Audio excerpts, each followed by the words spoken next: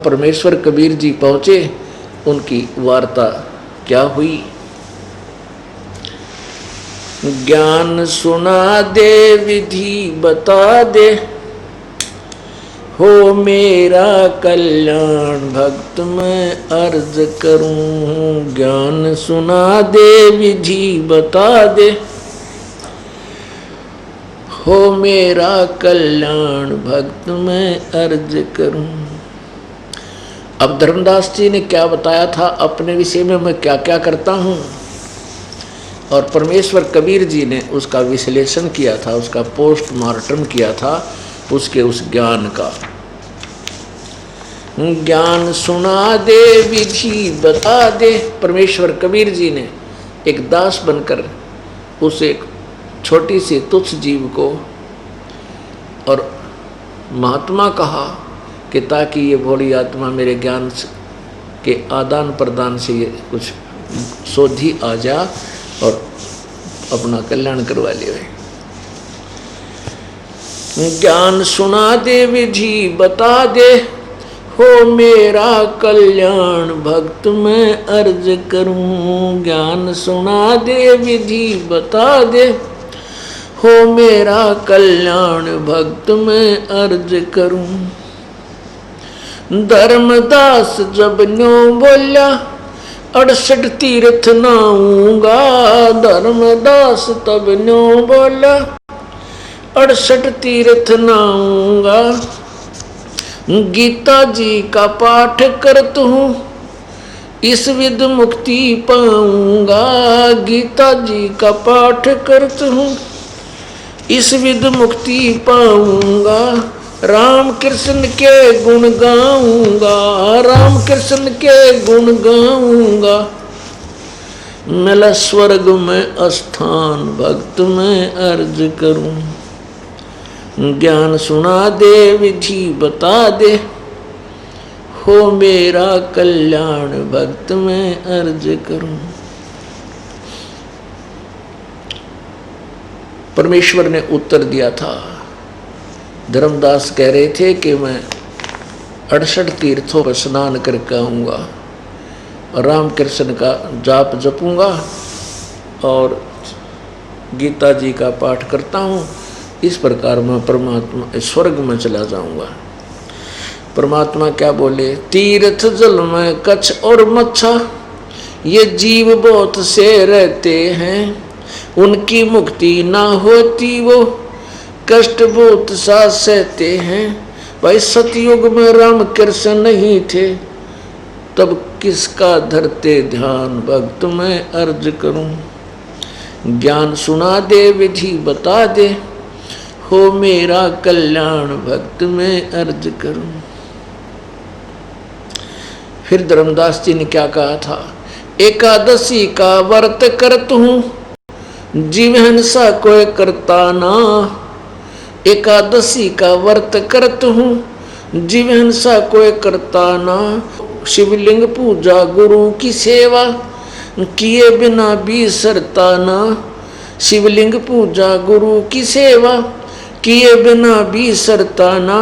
शालिग्राम की पूजा करूँ मैं दिन में सुबह और शाम भक्त में हाँ अर्ज करूँ। ज्ञान सुना दे विधि बता दे, हो मेरा कल्याण भक्त में अर्ज करूं। परमात्मा फिर क्या बताते हैं, भाई व्रत करे से मुक्ति हो तो अकाल पड़े क्यों मरते हैं।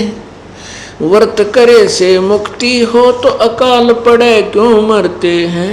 शिवलिंग पूजा सालग सेवा अनजाने में करते हैं। चेतन होकर भूल रहे हुए उस पत्थर से नफराम भक्त में अर्ज करूं।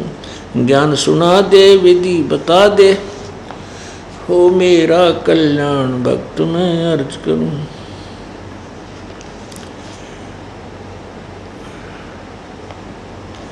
अब धर्मदास जी ने कहा था कि हम कोई जीव हिंसा नहीं करते। परमेश्वर उनको बताते हैं कि तू कितनी जीव हिंसा करता है एक दिन में। तीर्थ बाट चले जो प्राणी जीव बहुत से मारे है। जल में सूक्ष्म जीव रहते, फिर स्नान करत श्रृंगार है। चौका देवो अवन करो, उसमें हो हिंसा बे उन्मान, वक्त में अर्ज करूं। ज्ञान सुना दे विधि बता दे, हो मेरा कल्याण भक्त में अर्ज करूं। सात दीप और 9 खंड। अब परमात्मा ने क्या बताया था, जैसे आपको दिन में सत्संग सुनाया कि परमेश्वर कबीर जी ने उस प्यारी आत्मा को समझाने की चेष्टा की कि तू कितने पाप करता है, क्योंकि धर्मदास जी ने इस उद्देश्य से टोंट कसा था, व्यंगात्मक तरीके से कबीर यानी उस जिंदा रूप में विराजमान परमेश्वर कबीर जी को कहा था, ये सोच करके ये मुसलमान है और मांस खाते हैं मुसलमान, और हम हिंदू हैं, हम कोई पाप नहीं करते, हम मांस नहीं खाते। इसलिए कहा था कि मैं कोई जीव हिंसा नहीं करता। नाराज सा होकर जो परमात्मा ने उसके उस अज्ञान का पोस्टमार्टम कर दिया ना कि तू के डरे ढो रहा है, ये के साधना करता। गीता जी बता रही है व्रत मत रखो। गीता जी कहती है कि भूत मत पूजो, श्राद्ध मत निकालो, और ये देवता मत पूजो। ब्रह्मा विष्णु महेश की पूजा को गीता जी में नकारा है, और तुम इन्हीं को पूज रहे हो।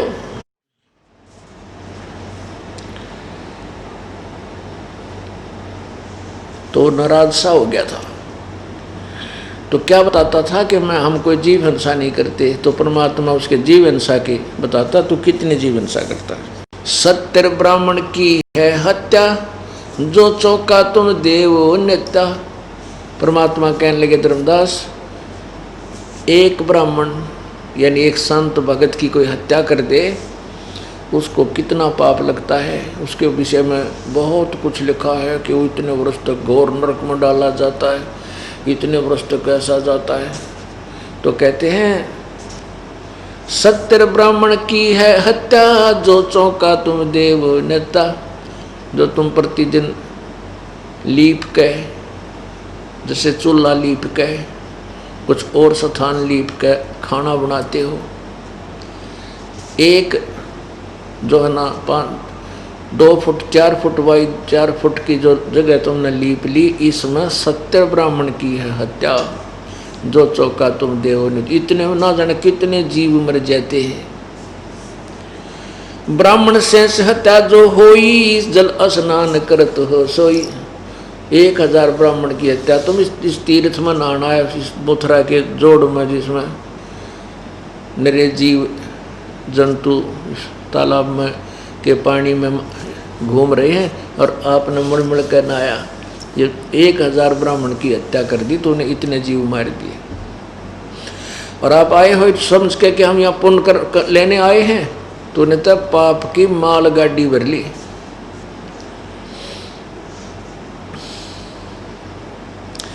चौके कर्मी कीट मर जाही, सूक्ष्म जीव जो दिखे नाही। हरी भांति पृथ्वी के रंगा, अंत कोट जीव उड़े पतंगा। पृथ्वी ऊपर पग जो धारे, करोड़ जीव एक दिन में मारे। कहते एक दिन में तुम जो इधर उधर घूम फिर कर अपनी रोजी रोटी के लिए फिरते हो, तो करोड़ जीवों को मारकर जो विश्राम करते हो रात्रि में। अपने आत्माओं, जैसे आपके मन में भी शंका होगी परमात्मा के, भई तो बहुत कसूता काम हो गया, बात बिगड़गी। अब हम भी घूमे फिरे हैं, रोटी चौका हम भी देते हैं, और वर्तमान में तो फिनाइल लगा करके सब पोछा मारा जाता है। भाई ये कोई हानिकारक जीव जंतु उत्पन्न हो जाए, हमारा कोई और बीमारी पैदा ना करते हैं। वर्तमान में बहुत ज़्यादा सतर्कता होगी, तो इसमें भी जीव निरे मरे। पुण्यात्माओं, ये तत्व ज्ञान है जो गति अज्ञान को ढा देगा। और ज्ञान सब ज्ञानड़ी, कबीर ज्ञान सो ज्ञान। जैसे घोड़ा तोब का भाई करता चले मैदान। अब प्रत्येक कंसेप्ट क्लियर होता चलेगा। पहले ये 5-7 वाणी पढ़ते हैं, फिर आपको पवित्र गीता जी से बताएंगे। तारक मंत्र कोट जपाही, ये जीव हंसा उतरे नाही। क्या बताते हैं? तीर्थ बाट चले जो प्राणी, सो तो जन्म जन्म उलझानी।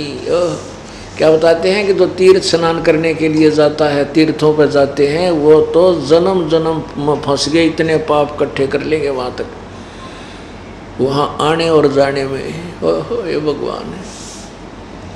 तीर्थ बाट चले जो प्राणी, सो तो जन्म जन्म उलझानी।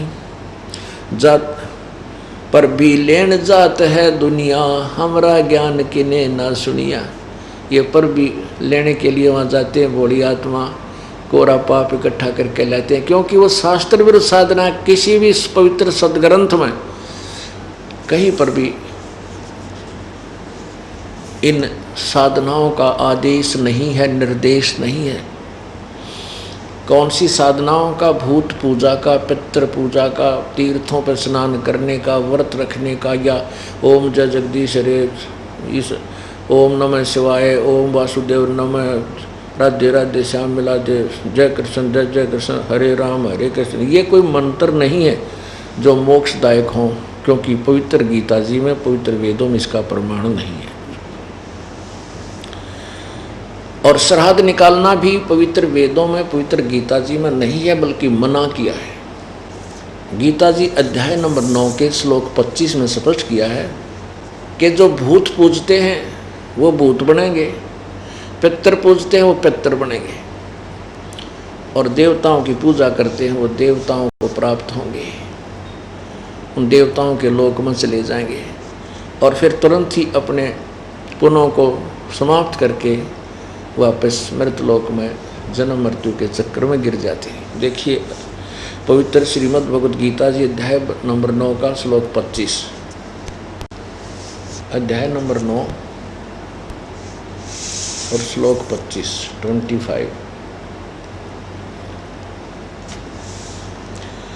देवताओं को पूजने वाले देवताओं को प्राप्त होते हैं, पितरों को पूजने वाले पितरों को प्राप्त होते हैं, भूतों को पूजने वाले भूतों को प्राप्त होते हैं, और मेरा पूजन करने वाले भक्त मुझे ही प्राप्त होते हैं। अब पितर जो पूजा होती है वो श्राद्ध निकालना,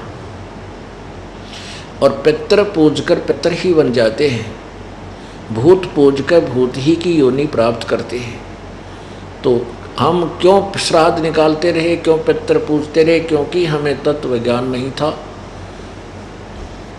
और आप भी पितर बन गए, और फिर अपने बच्चों को भी पितर